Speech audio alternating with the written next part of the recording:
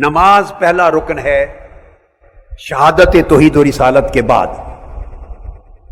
اب قرآن مجید کی سورہ العنکبوت آیت نمبر 45 اس کو پڑھیے۔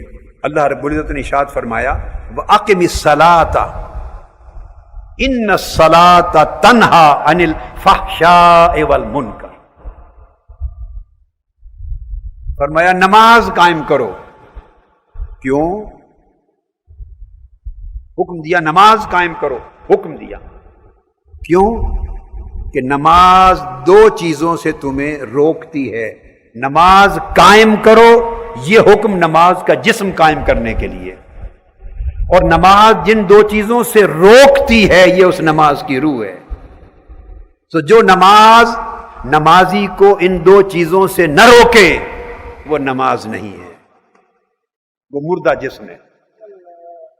جو ان دو چیزوں سے جو نماز نہ روکے وہ مردہ جسم ہے، وہ نماز نہیں ہے، وہ زندہ نماز نہیں ہے۔ کون سی دو چیزیں؟ تنہا عن الفحشاء والمنکر، ایک فحشاء سے، اور فحشاء کہتے ہیں رذائل اخلاق،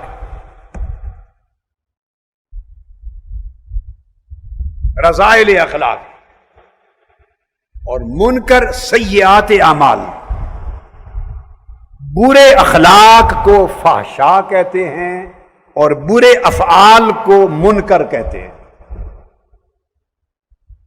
اللہ رب العزت نے فرمایا کہ نماز کی خاصیت یہ ہے کہ بری خصلتوں سے اور برے اخلاق سے بھی روکتی ہے اور برے اعمال اور افعال سے بھی روکتی ہے، فحشاء سے بھی روکتی ہے اور منکرات سے بھی روکتی ہے، فواحش سے بھی روکتی ہے۔ اور فواحش سے مراد صرف ایک بدکاری کا فعل نہیں ہے۔ اگر زبان گندی ہوگی تو کہیں گے یہ فحش زبان ہے، وہ بھی فاحش میں آئے گا۔ برتاؤ گندا ہوگا، فواحش میں آئے گا۔ سوچ گندی ہوگی، فواحش میں آئے گی۔ ہر وہ کام جو نظافت، لطافت اور شرافت کے معیار پہ نہیں ہے، جو حسین اور جمیل نہیں ہے، بددہ ہے، برا ہے، ناپسندیدہ ہے، وہ عمل بے حیائی کا ہے، وہ فحشاء کے اندر آتا ہے۔ صرف ایک بدکاری کا عمل نہیں، زبان کی بدکاری، آنکھوں کی بدکاری، اخلاق کی بدکاری، گفتگو کی بدکاری، برتاؤ کی بدکاری، دل کنجوس ہے تو بدکار ہے، سارے رویے فحشاء میں آتے ہیں۔ تو نماز تمہیں برے رویوں سے روکتی ہے، اور نماز تمہیں گناہوں کے اعمال سے روکتی ہے۔ تو برے رویوں سے رکنا اور برے اعمال سے بچنا یہ نماز کی روح ہے۔ تو نماز فرض کی گئی تاکہ بندے کے اخلاق سنور جائیں اور افعال سنور جائیں۔ تو آپ نے دیکھا کہ سب سے پہلا رکن شہادت توحید و رسالت کے بعد نماز، اور نماز کی روح اخلاق کو سنوارنا۔ اور آقا علیہ السلام نے فرمایا، اللہ رب العزت نے، آقا فرماتے ہیں کہ میرے اللہ نے ارشاد فرمایا انما اتقبل الصلاۃ مما تواضع بها لعظمتی، میں اس شخص کی نماز قبول کرتا ہوں جو میری عظمت کی خاطر متواضع اور منکسر ہو جائے۔ اس کی نماز قبول کرتا ہوں جس کی نماز اس کے تکبر اور رعونت کو ختم کر دے اور اس کی طبیعت اور مزاج میں تواضع اور انکساری پیدا کر دے، اور میری مخلوق پر ظلم نہ کرے اور میری نافرمانیوں پر اصرار نہ کرے اور میری یاد کو جاری رکھے۔ اور آخر پہ فرمایا وَرَحِمَ الْمِسْكِينَ وَابْنَ السَّبِيلِ وَالْأَرْمِلَ وَرَحِمَ الْمُصَابِ، اور مصیبت زدوں پر رحم کرے، بیواؤں پر رحمت کرے، مسافروں پر کرم کرے، مسکینوں محتاجوں پر رحمت کرے، اپنا مال خرچ کرے۔ جس شخص کے اندر ایسے اخلاق پیدا ہو جائیں میں اسی کی نماز قبول کرتا ہوں۔ بقایا لوگ باقی تو نماز کے جسم کو اٹھا کے پھر رہے ہیں، باقی لوگ نماز کے جسم کو کندھوں پہ اٹھا کے پھر رہے ہیں۔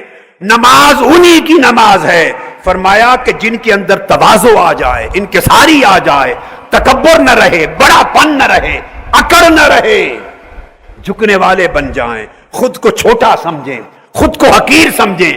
کیوں حقیر سمجھیں؟ کہ ہر وقت ان کی نگاہ میری عظمت پر رہے، میری عظمت پہ رہے، اور وہ مخلوق پر ظلم نہ کریں، مخلوق پہ جبر نہ کریں، مخلوق کی حق تلفی نہ کریں. شب و روز مجھے یاد رکھیں.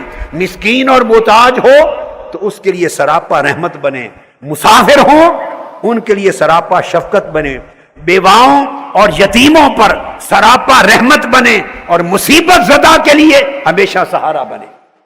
نماز جن لوگوں کی سیرت میں، کردار میں، اخلاق میں یہ تبدیلی پیدا نہیں کرتی، فرمایا وہ ان کی نماز قبول نہیں کرتا. مجھے اندازہ ہے یہ حدیث پاک بہت کم لوگوں نے سنی ہوگی پہلے، یہ میرا گیس ہے، بہت کم لوگوں نے سنی ہوگی. یہ مضمون ہے. آقا علیہ السلام نے فرمایا وہ نماز کا جسم تھا، یہ نماز کی روح ہے. اب آپ نے دیکھا کہ نماز کے فرض کرنے کا مقصد بھی اخلاق سنوارنا. اللہ پاک ہمارے سجدوں کا محتاج نہیں ہے. اس کی کبریائی نے بڑھ نہیں جانا ہمارے سجدے کرنے، نماز پڑھنے اور قرات کرنے. اور آپ نماز نہ پڑھیں تو نہ اس کی کبریائی نے گھٹ جانا ہے. اسے کوئی محتاجی نہیں، بے نیاز ہے. اس نے ہمیں کیوں ڈالا ہے ان حرکات میں؟ صبح و شام 5 وقت نمازوں کو ہمیں کیوں ڈالا ہے؟ ہر کام چھوڑ کے دوڑے، نماز کریں، سجدے کریں، رکوع کریں، سجدے کریں، رکوع کریں. سمپل سوال ہے، اپنی ضرورت کے لیے یا ہماری ضرورت کے لیے؟ بتائیں.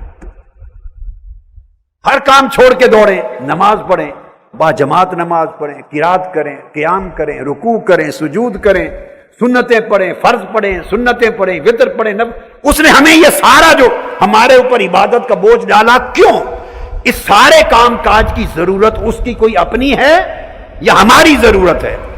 بولی اگر تو اس کی ضرورت ہے تو معاملہ اور ہو گیا، اور اس کی کوئی ضرورت نہیں، وہ غنی ہے، وہ محتاج نہیں، بے نیاز ہے.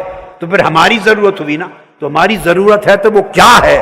وہ اللہ پاک نے بیان کر دی. ہماری ضرورت یہ ہے، وہ ہمارے اخلاق سنوارنا چاہتا ہے، ہمارا طرز زندگی سنوارنا چاہتا ہے، ہمارے رویے سنوارنا چاہتا ہے، ہماری سوچیں سنوارنا چاہتا ہے. وہ کہتا ہے کہ بندو ہر روز 5 وقت نمازیں پڑھ کر بھی اگر اندر سے نہ بدلو تو میں نے تمہاری نمازوں کو کیا کرنا ہے؟ میں نے تو نمازیں فرض اس لیے کی ہیں کہ تم فحشاء سے بھی بچ جاؤ اور منکرات سے بھی بچ جاؤ. تمہارے رویے بدل جائیں، تمہاری سوچوں کے انداز بدل جائیں، تمہارے طرز زندگی بدل جائیں، تمہارے شیوے بدل جائیں، تمہارے من بدل جائیں.